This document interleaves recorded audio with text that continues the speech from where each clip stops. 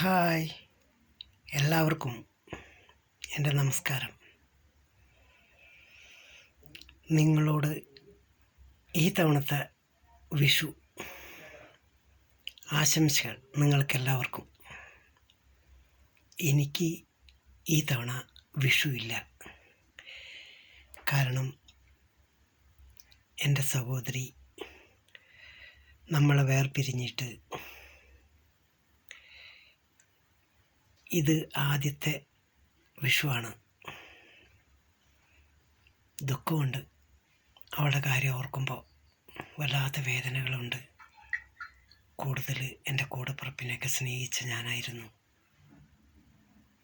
പക്ഷേ അത് വെറും ഇനി ഓർമ്മകൾ മാത്രമേ ആയിരിക്കുള്ളൂ. അതുകൊണ്ട് നിങ്ങളോട് എനിക്ക് പറയാനുള്ളത്, വിഷുവാണ് വരുന്നത്. വിഷുവിന് എല്ലാവരും സന്തോഷമായിരിക്കുക. എൻ്റെ വിഷുവൊക്കെ ഞാൻ എൻ്റെ കുട്ടിക്കാലത്താണ് എൻ്റെ വിഷുവിനെ പറ്റി ഞാൻ ഓർക്കാറ്. അന്നത്തെ വിഷുവാണ് യഥാർത്ഥ വിഷു. അന്ന് വിഷു എന്ന് പറഞ്ഞാൽ കഷ്ടപ്പാടിൻ്റെയും ദാരിദ്ര്യവും ഭയങ്കര ബുദ്ധിമുട്ടുകളും പിടിച്ച ജീവിതമായിരുന്നു അന്നൊക്കെ. വയറ് നിറച്ച് ഭക്ഷണം കഴിക്കാൻ വേണ്ടി ഞങ്ങൾ കാത്തിരിക്കുന്നത് ഓണം, വിഷു ഇങ്ങനെയൊക്കെയാണ്. അന്നൊക്കെ വിഷു ആഘോഷിക്കാനും ഓണം ആഘോഷിക്കാനും അച്ഛനു വേണ്ടി കാത്തിരിക്കും. ഏറ്റവും കൂടുതൽ എൻ്റെ അച്ഛനെ സ്നേഹിച്ച് ഞാനാ. പക്ഷേ അദ്ദേഹം ഞങ്ങളെ വിട്ടു പിരിഞ്ഞു പോയി. അദ്ദേഹം നല്ലൊരു കലാകാരനായിരുന്നു. ഞങ്ങളെന്ന് വെച്ചാൽ അദ്ദേഹത്തിന് ജീവനുമായിരുന്നു. അദ്ദേഹം കലാപരിപാടിയൊക്കെ കഴിഞ്ഞ് വീട്ടിലേക്ക് വരുമ്പോൾ വിഷുവിന് ഞങ്ങൾക്ക് പുതുക്കോടികൾ കൊണ്ടൊക്കെ വരും. കൂടുതലും ഞങ്ങൾക്ക് പുതുക്കോടികൾ കിട്ടാറില്ല. ഞങ്ങൾക്ക് കിട്ടാറുള്ളത് പഴയ വസ്ത്രങ്ങളാണ്. കാരണം അച്ഛൻ കലാപരിപാടിയായിട്ട് പോകുമ്പോൾ അവിടെ വരുന്ന എല്ലാവരും ആയിട്ട് അച്ഛൻ നല്ല പരിചയമോ. അങ്ങനെ അച്ഛൻ അവരോട് പറയും, നിങ്ങളുടെ ഈ മകൻ്റെ പ്രായത്തിലുള്ള ഒരു മകൻ എനിക്കുണ്ട്, അവന് നിങ്ങളുടെ മകൻ്റെ പഴയ ഡ്രസ്സ് തരുമോ? വിഷുവാണ് വരുന്നത്, അവർക്ക് കൊടുക്കാനാണ്, പുതിയത് മേടിക്കാൻ പൈസയില്ല എന്നൊക്കെ പറയും. അവർ നല്ല ഡ്രസ്സേ കൊടുക്കൂ, പുതിയതൊന്നല്ല, അവരുപയോഗിച്ച ഡ്രസ്സ്. പക്ഷെ ഞങ്ങൾക്കത് വലിയ സന്തോഷമാണ്. ഞാനതിടും, വിഷുവിൻ്റെ അന്ന് ഇട്ട് കാണിക്കണം, എൻ്റെ കൂട്ടുകാരൊക്കെ കാണിക്കണം, അതുപോലെ തന്നെ അതിട്ട് സ്കൂളിൽ പോകണം എന്നൊക്കെയായിരുന്നു ആഗ്രഹങ്ങൾ. ആ ആഗ്രഹങ്ങളൊക്കെ സാധിച്ചു തരാൻ വേണ്ടി അച്ഛൻ കഷ്ടപ്പെട്ട് മറ്റൊരാളോട് ചോദിച്ചു വാങ്ങി ഞങ്ങൾക്ക് കൊണ്ടുതരും. പക്ഷെ അതിൽ ഞങ്ങൾക്ക് വിഷമമൊന്നുമില്ല കേട്ടോ. കാരണം അത് ഞങ്ങൾക്ക് വലിയ സന്തോഷമായിരുന്നു. അന്നത്തെ ഓണം, വിഷു എന്നൊക്കെ പറഞ്ഞാൽ ജീവിതത്തിൽ ഒരിക്കലും അതിന് തിരിച്ചു കിട്ടില്ലെന്നറിയാം. അതാണ് യഥാർത്ഥ ഞങ്ങളുടെ ചെറുപ്പപ്രായത്തിലുള്ള വിഷു, ഓണം. പിന്നീട് അത് TV-കളിലായി, മൊബൈലുകളിലായി. ഇപ്പോൾ വിഷു എന്നൊക്കെ പറഞ്ഞാൽ നമ്മൾക്ക് ഞായറാഴ്ച വരുന്നത് പോലെയാണ്. ഒരു ദിവസം മുടക്കം, പിന്നെ TV കണ്ട് വിഷു ആഘോഷിക്കും. ഇതൊക്കെ പറയുമ്പോഴും അന്ന് പഴയ കാലത്ത് വിഷുവൊക്കെ വന്നാലാണ് വയറ് നിറച്ച് ഭക്ഷണം കഴിക്കുക. കഷ്ടപ്പാടല്ലേ, ദുരിതങ്ങളല്ലേ, പക്ഷെ അതിൽ കിട്ടുന്ന സുഖം ഒന്ന് വേറെയാണ്. നമുക്ക് ഇന്നൊന്നും കിട്ടില്ല, പക്ഷെങ്കിലും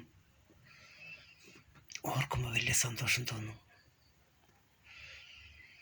നമ്മളൊക്കെ ഇപ്പോഴും നമ്മൾ ഓരോ കാര്യങ്ങൾ പറയുമ്പോൾ മറ്റൊരാളെ കുറ്റപ്പെടുത്തിക്കൊണ്ടിരിക്കും. ഇപ്പോൾ ഉദാഹരണത്തിന് പറയാം, എന്നെ സ്നേഹിക്കാനായിട്ട് എൻ്റെ അമ്മ സ്നേഹിക്കുന്ന പോലെയും, അതുപോലെ തന്നെ ചിലവരൊക്കെ പറയാറുണ്ട്, ഭാര്യമാരോടൊക്കെ പറയും, നിനക്ക് ഇഷ്ടമുണ്ടെങ്കിൽ എൻ്റെ കൂടെ നിന്നാൽ മതി, അല്ലെങ്കിൽ പോയിക്കോ, നീ വേണമെന്നൊന്നും എനിക്ക് നിർബന്ധമില്ല എന്ന്. അതൊക്കെ പറയും, ദേഷ്യം കൊണ്ട് പറയണതാ. പക്ഷേ ആ പെൺകുട്ടി ജീവിക്കുന്നത് ഭർത്താവിനും അതുപോലെ തന്നെ കുട്ടികൾക്കും അവരുടെ ഭർത്താവിൻ്റെ വീട് നോക്കാനും ഒക്കെയാണ്. കല്യാണം കഴിച്ച് കൊണ്ടുവരുന്നവരെ മാത്രം അവരുടെ സ്വന്തം വീട് അവർക്കൊരു വീടായിട്ടുള്ളൂ. അവിടെ നിന്ന് പോന്നു കഴിഞ്ഞാൽ ഭർത്താവിൻ്റെ വീട് പോലും ഭർത്താവിൻ്റെ വീടായിട്ടാണ് കാണുന്നത്. അവർക്കൊരു വീടില്ല. ജീവിത അവസാനം വരെ അവർക്കൊരു വീടില്ല. ഉള്ളത് ഭർത്താവിൻ്റെ വീട്, പിന്നെ ജനിച്ച വീട്, അതൊക്കെയാണ്. എന്നാൽ അവരെ കുറ്റം പറഞ്ഞുകൊണ്ടിരിക്കും. അവരെ നമ്മൾ കുറ്റം പറയരുത്. കാരണം നമ്മുടെ അമ്മ കഴിഞ്ഞാൽ പിന്നെ നമ്മുടെ എല്ലാ സ്ഥാനത്തും നമ്മളെ കാണുന്നത് അവരാണ്. ഭാര്യ നമ്മുടെ കൂടെ നമുക്ക് എന്ത് ആപത്ത് വന്നാലും, നമ്മൾ എന്ത് കൊള്ളരാത്തരം കാണിച്ചാലും നമ്മുടെ അമ്മയ്ക്ക് എപ്പോഴും നമ്മുടെ മക്കൾ നല്ലതാണ് നന്നേരെ പറയുള്ളൂ. അതുപോലെ ഭാര്യമാർ എപ്പോഴും അവരുടെ ഭർത്താക്കന്മാരെ കുറ്റം പറയില്ല. അവർ നല്ലവരാണെന്നേ പറയൂ. ആ ഭർത്താക്കന്മാർക്ക് വേണ്ടിയിട്ടാണ് അവർ ജീവിക്കുന്നത്, നമുക്ക് വേണ്ടിയിട്ടല്ല. ഭർത്താവിനും ഭർത്താവിൻ്റെ കുട്ടികളെ നോക്കാനും അവരുടെ കുട്ടികൾക്ക് ജന്മം കൊടുക്കാനും ഇതൊക്കെയാണ് അവരുടെ കഥാപാത്രം. അവരെന്നും ഈ ത്യാഗങ്ങൾ മാത്രമേ അവർക്കുള്ളൂ. അങ്ങനെയുള്ള കാലമാണ്. അതുകൊണ്ട് ഈ രണ്ടുപേരെ നമ്മൾ ഒരിക്കലും മറക്കരുത്. ഞാനൊരു ഉദാഹരണം പറയട്ടെ. ചില ഭർത്താക്കന്മാരൊക്കെ നാടകമായി അഭിനയിക്കും, ഭാര്യന് നല്ല സ്നേഹം പോലെയൊക്കെ. അതിൻ്റെ സ്നേഹം ഒരു ടെസ്റ്റ് ചെയ്യാൻ വേണ്ടിയിട്ട് ഞാനൊരു കാര്യം പറയട്ടെ. ഭാര്യനെ നടുക്ക് നിർത്തുക, അതിൻ്റെ തൊട്ടിപ്പുറത്ത് ഒരു മൊബൈൽ വയ്ക്കുക, അതിൻ്റെ തൊട്ടപ്പുറം ഒരു ബോട്ടിൽ ബ്രാൻഡി വയ്ക്കുക. ഇത് മൂന്നും വെച്ചിട്ട് ഭാര്യമാർ ചോദിക്കരുത്, അവൻ്റെ കൂട്ടുകാരന്മാർ ചോദിക്കണം, ഇത് മൂന്നിൽ ഏതാണ് നിനക്ക് വേണ്ടതെന്ന് ചോദിച്ചാൽ അവർ പറയും മൊബൈൽ എടുക്കും, പിന്നെ ആ ബോട്ടിലെടുക്കും, ഇത് രണ്ടും മതിയെന്ന് പറയും. കാരണം അവരങ്ങനെയാണ് അവരെ കാണുന്നത്. അങ്ങനെ കണ്ടാൽ പോരാ, അവരെ നിങ്ങളെ അമ്മേനെ കാണുന്ന പോലെ തന്നെ കാണണം. നിങ്ങൾക്ക് എത്ര കഷ്ടപ്പാട് വന്നാലും നിങ്ങളുടെ കൂടെ അവരുണ്ടാവും. നിങ്ങളെ നോക്കാൻ, ഭർത്താവിനെ നോക്കാൻ ഭാര്യയുണ്ട്, ഭാര്യനെ നോക്കാൻ ആരുള്ളേ? അത് നിങ്ങൾ ചിന്തിച്ചിട്ടുണ്ടോ? അപ്പോൾ ചോദിക്കും ഭർത്താവെന്ന്. ഭാര്യ ഒരു ഭർത്താവിനെ നോക്കുന്ന പോലെ ഭർത്താവിനൊരു ഭാര്യനെ നോക്കാൻ കഴിയില്ല. അതൊരു സത്യമാണ്. അത് അനുഭവിക്കുമ്പോൾ മാത്രമേ നിങ്ങൾക്ക് മനസ്സിലാവൂ. വരാതിരിക്കട്ടെ, അതാ നല്ലത്. അതുകൊണ്ട് ഈ വിഷു ആയിട്ട് എല്ലാവരും നിങ്ങൾ നല്ല സന്തോഷത്തോടു കൂടി ഒക്കെ വിഷു ആഘോഷിക്കുക. കാരണം നമുക്കുള്ള സമയങ്ങൾ കുറച്ചുള്ളൂ എന്ന് വിചാരിക്കുക. അത് സന്തോഷത്തോടു കൂടിയും ജീവിക്കുക. ഭാര്യയോട് സ്നേഹം കാണിക്കുക, അമ്മോട് കാണിക്കുന്ന പോലെ തന്നെ. എപ്പോഴും നമ്മൾ മരണം വരെ നമ്മുടെ കൂടെ ഉണ്ടാവും അവർ സഹായിയായിട്ട്. പക്ഷെ അവർക്ക് നമ്മൾ സഹായമായിട്ടുണ്ടെങ്കിലും നമ്മുടെ സഹായം അവർക്ക് കിട്ടില്ല. കാരണം അവർ നോക്കുന്ന പോലെ നമുക്ക് അവരെ നോക്കാൻ കഴിയില്ല. അതാണ് ഭാര്യമാർ. എല്ലാവരും അങ്ങനെയാണെന്ന് പറയണതല്ല കേട്ടോ.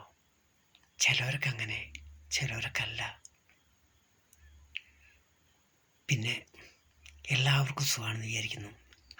ഞാൻ ഇടയ്ക്കിട്ട് ഇങ്ങനെയുള്ള ഓരോ പരിപാടികളൊക്കെ ഇങ്ങനെ ഡയലോഗ് കൊടുത്ത് നിങ്ങളൊക്കെ ബോറടിക്കുമ്പോൾ നിങ്ങൾക്ക് എന്നോട് ദേഷ്യം തോന്നരുത് കേട്ടോ. ജീവിതത്തിൽ ഇങ്ങനെയൊക്കെയല്ലേ നിങ്ങളോട് എനിക്ക് പറയാൻ പറ്റൂ.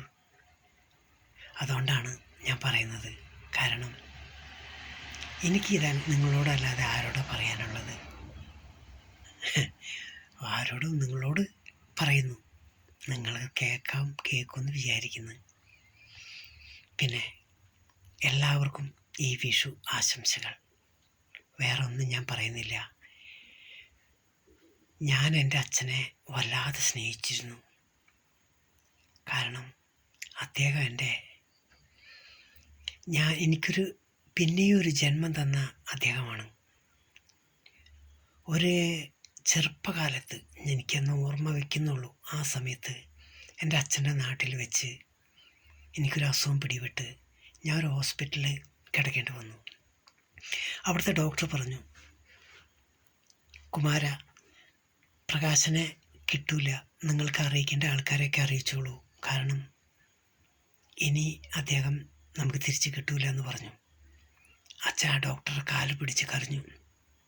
എനിക്ക് വേണ്ടി, എൻ്റെ മോനെ എനിക്ക് ജീവനോടെ വേണം ഡോക്ടറെ എന്ന് പറഞ്ഞു. അപ്പോൾ ഡോക്ടർ പറഞ്ഞു, എന്നിലായതൊക്കെ ഞാൻ ചെയ്തു, എനിക്കൊന്നും ചെയ്യാൻ കഴിയില്ല, ഇനിയെല്ലാം ദൈവത്തിന് വിട്ടുകൊടുക്കുമെന്ന് പറയുന്നു.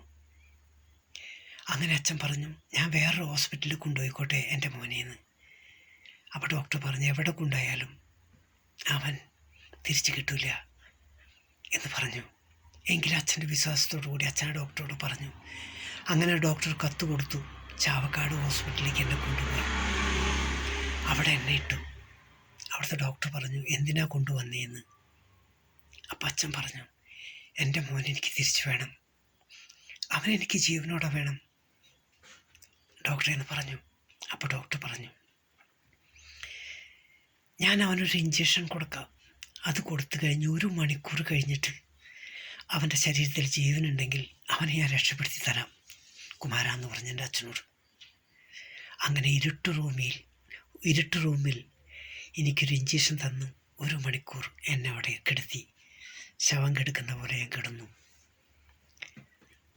1 മണിക്കൂർ കഴിഞ്ഞ് നോക്കുമ്പോൾ ഞാൻ മരണപ്പെട്ടിട്ടില്ല. അപ്പോൾ ഡോക്ടർ പറഞ്ഞു, കുമാരൻ പേടിക്കണ്ട, ഇനി അവനെ ഞാൻ നിനക്ക് ജീവനോടെ തിരിച്ചു തരുമെന്ന്. അങ്ങനെ കിട്ടിയ ജീവിതമാണ് എൻ്റെ. അപ്പം ഞാൻ ആ അച്ഛനെ സ്നേഹിക്കണ്ടേ? എന്നിലായതൊക്കെ എൻ്റെ അച്ഛന് വേണ്ടി ഞാൻ ചെയ്തു. അല്ലാതെ എന്നിലായ സ്നേഹങ്ങളും കൊടുത്തു അത്തന്നെ. എല്ലാവരും അച്ഛനെ വെറുക്കപ്പെട്ടപ്പോഴും ഞാൻ അച്ഛന് താങ്ങായിട്ടും തണലായിട്ടുണ്ടായിരുന്നു. എനിക്ക് കത്തെഴുതും, ഞാനും കത്തെഴുതും. ഞാൻ വീട്ടിൽ പറയാറില്ല ആരോടും. കാരണം അച്ഛന് കത്തെഴുതിയ വീട്ടിലെല്ലാവരും വഴക്കുറയും, എന്തിനാ കുടുംബമായിട്ട് ബന്ധം എന്നൊക്കെ. എൻ്റെ അച്ഛനെ എനിക്ക് മറക്കാൻ പറ്റുമോ? അതുപോലുള്ള കഷ്ടപ്പാട് ചെയ്ത ആളാണ്. അതുകൊണ്ടാണ് ഞാൻ ഈ വിഷുവിൻ്റെ നല്ല സമയത്ത് നിങ്ങളോട് ഞാൻ എൻ്റെ മനസ്സിൽ വേദനിക്കുന്ന ആ നൊമ്പരം ഞാൻ നിങ്ങളോട് പറഞ്ഞത്. എൻ്റെ അച്ഛൻ നല്ല കലാകാരനാണ്. ആ അച്ഛൻ്റെ ഓർമ്മയ്ക്കായിട്ട് തന്നെയാണ് ഞാനും ഇപ്പോൾ എന്തെങ്കിലും ചെറിയ കലാപരിപാടി ഞാൻ ഈ മൊബൈലിൽ കൂടി ആയാലും ഷോർട്ട് ഫിലിം കൂടെ ആയാലും ഒക്കെ ചെയ്യുന്നത് അതുകൊണ്ടാണ്. എൻ്റെ അച്ഛൻ്റെ മോനായിട്ട് തന്നെ ജീവിക്കാൻ എനിക്ക് ആഗ്രഹം. വേറൊന്നും നിങ്ങളോട് ഞാൻ പറയുന്നില്ല. എല്ലാവരോടും എൻ്റെ വിഷു ആശംസകൾ. Okay, by.